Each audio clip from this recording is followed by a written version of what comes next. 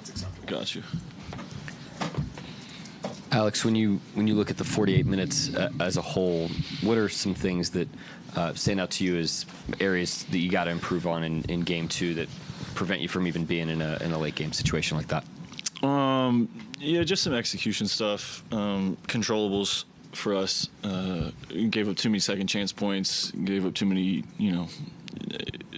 non-earned fouls, like fouls we just kind of gave them, which allows them to set their defense and keeps us in a half-court offense. So a couple of things I think that we can do better is probably just finishing possessions. They got some really good offensive rebounders, and then showing our hands, trying to figure out, you got to figure out and dictate, how the game's going to be called, and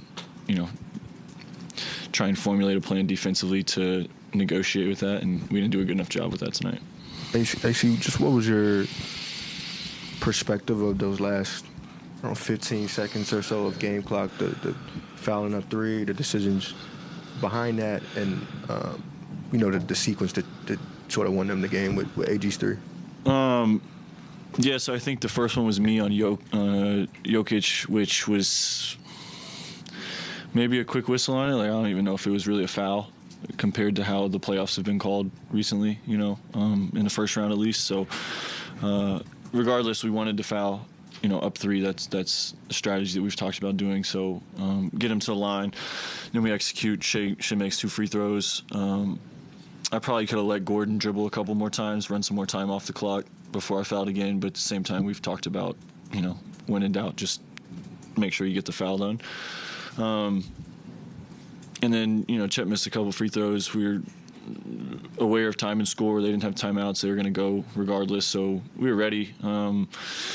He got an outlet, and he banged in a 3 to win the game. It's kind of how it is. I don't think those last 2-3 possessions lost us the game. Obviously, we probably could have executed a little better and made free throws, and it would have been a little easier. But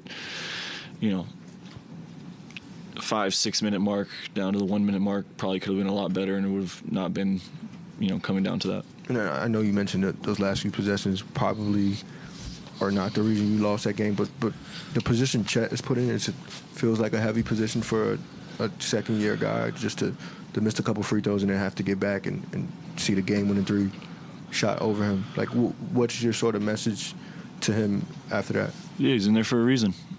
He was in there game 3 when he had 25 in the second half, and we had to come back against Memphis. He was in there late in the game 4 against Memphis, close out that series.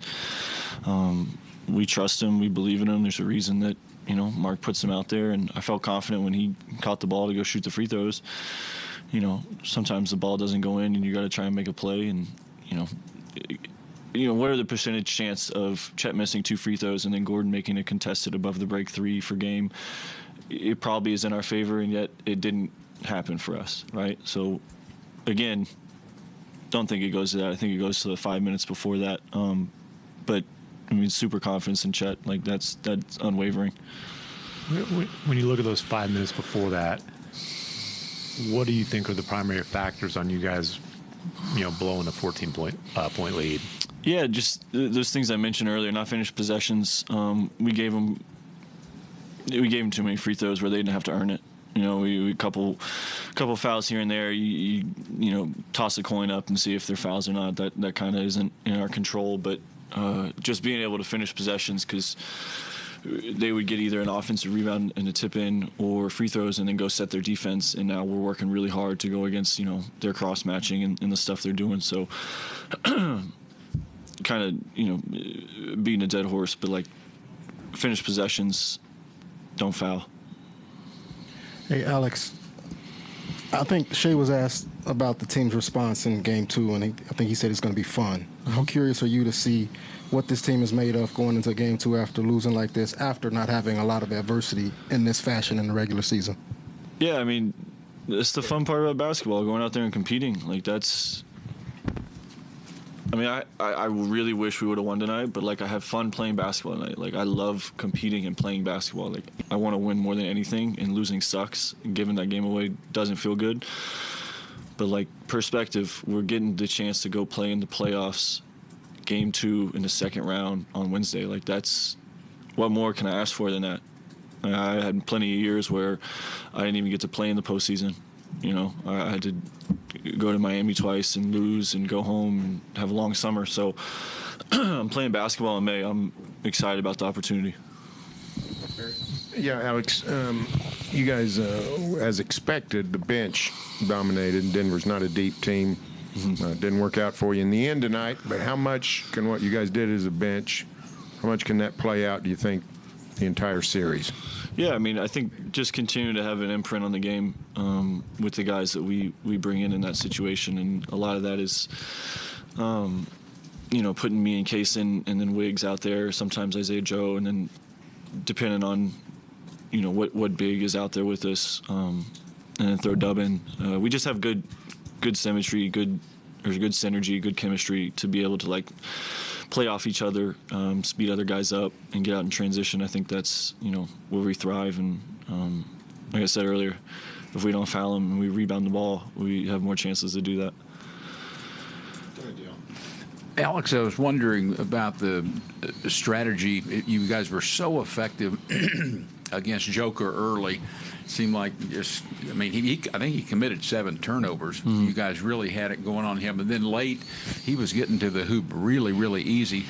Was it a lot of the changes from their end, or something that you guys did differently, or both? Yeah, we probably just gave him a little too much freedom on a couple plays. Like the one I got switched on, and he just, you know, he outweighs me by 100 pounds maybe. Like, he just walked me to 10 feet and shot a hook shot. Like, we got to be better in situations like that. Like, he's the best player on their team. He's multiple-time MVP. Like, we got to understand the situation and look to kind of scramble and get out of those. But I think he just he knows that he has to be more of a scorer, I think. And you know, for us, it's about making that hard for him. And I think just too many times we didn't make it hard for him in the second half. Anybody else? You have 2 more. Joel and then Barry. AC Darnell asked you something similarly, and I know you mentioned that you had fun playing tonight. I'm not in the locker room, but it sounded from outside that things were lighthearted in there after the game. Shay's comments came off as lighthearted. What sort of, if that's even, if you describe it that way, what's sort of the headspace and what gives you guys the confidence to? No, to it was pretty dim the first couple of minutes when we had to sit there and take it in that, you know, we lost game 1, and when we played, you know, really well for 40, 45 minutes of it. Yeah, I don't want to come off as lighthearted. I don't want to come off as not caring.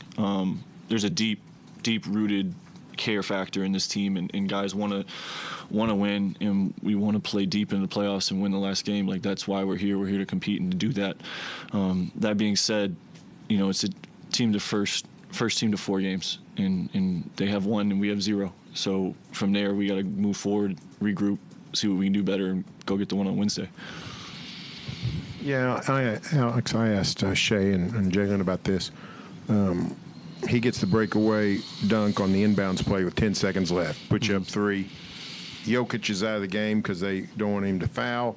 They think they can put him back. They think they're going to foul. They can put him back in. They're out of timeouts. They can't put him back in. Mark's strategy, your team strategy all year, foul in that situation. How difficult is it to switch gears if you wanted to not foul all of a sudden since Jokic is not in the game? Yeah, that'd probably be a hard thing to audible, just because we had great communication in the timeout about what we want to do, and everybody was on the same page and pretty clear about it. I think the only thing that we could change, that I could probably just run some more time off the clock, and you know, I probably need to do a better job of that. That's probably what I'll beat myself up about the most with that last scenario. But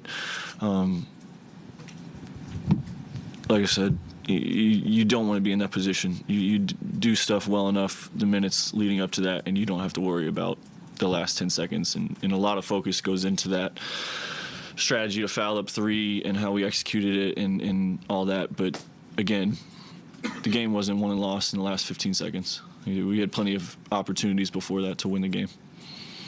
Thank you, Alex. Thank you.